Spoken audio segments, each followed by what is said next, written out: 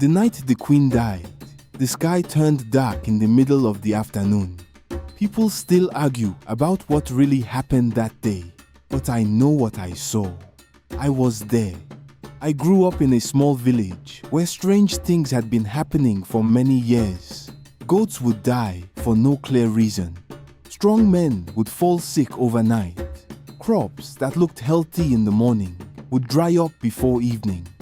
At first, we thought it was bad luck. Then we thought maybe the gods of the land were angry.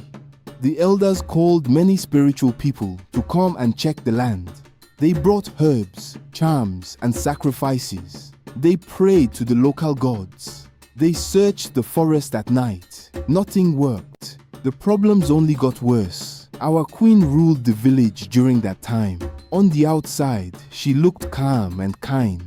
She spoke softly and always told us she cared about the people.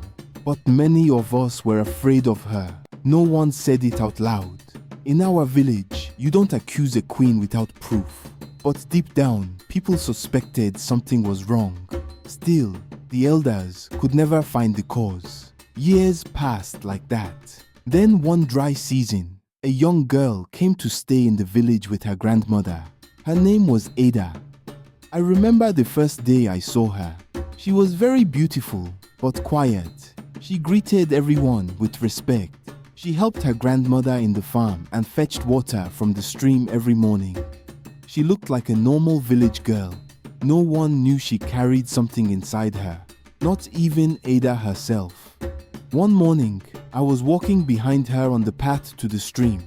I was going there to check my fishing traps. Ada was carrying a clay pot on her head. Halfway to the stream, we saw the queen coming from the opposite direction. The path was narrow, so Ada stepped aside to greet her. "Good morning, my queen," Ada said politely. The queen stopped. For a moment, she just stared at the girl. Her face changed. I cannot explain it well, but it was like she suddenly saw something that shocked her. The queen's eyes became sharp. Ada looked confused, but still respectful. Then the queen slowly walked past her without answering. I thought it was strange, but the strange part came after. The queen stopped again, a few steps away, and turned to look back at Ada. She stared at her, like someone studying an enemy. Ada continued walking to the stream like nothing happened, but the queen stood there for a long time. I remember thinking that something had just changed in the village. Later we found out that the queen had felt a strong power inside Ada the moment she got close to her. A power the queen could not control. That made her afraid.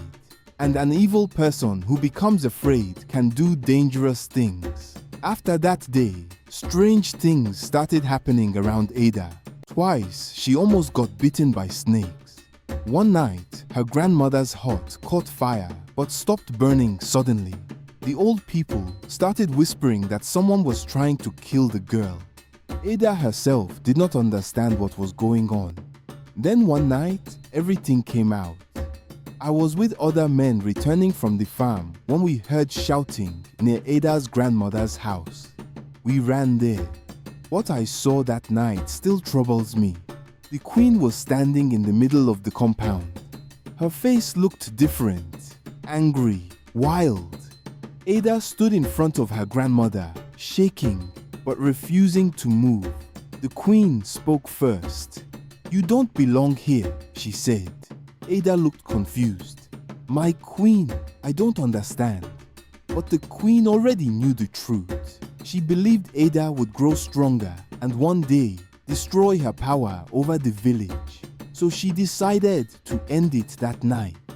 The air around them felt heavy. Even the wind stopped moving. The queen began calling on the dark powers she had been hiding for years. The ground shook slightly. Some people ran away in fear, but something strange happened. Nothing touched Ada. It was like an invisible wall stood around her. The queen grew more angry. She tried again and again, but her power kept failing. That was when Ada finally changed. I saw it with my own eyes. She stood up straight and looked at the queen like she suddenly understood everything. Later, Ada said that was the moment she felt the power inside her for the first time. She didn't learn it, she was born with it. The queen attacked again, but this time the power turned back on her. There was a loud sound like thunder. The wind rushed through the trees. Then everything became quiet. When the dust settled, the queen was lying on the ground. She was dead. No one moved for a long time. The elders later searched the queen's palace and found many evil charms hidden inside. That was when the truth finally came out. She had been the one causing the suffering in the village all those years. Ada did not stay long after that. She left the village some weeks later, but the strange sickness stopped. The crops grew well again. Animals stopped dying for no reason. Peace slowly returned. Even today, when people ask how the queen was finally defeated after so many years, the elders give the same answer. Sometimes, the power that saves a village comes from the one person who doesn't even know they have it. Hi dear, please do like, share and subscribe to this channel. You look great. Remain blessed.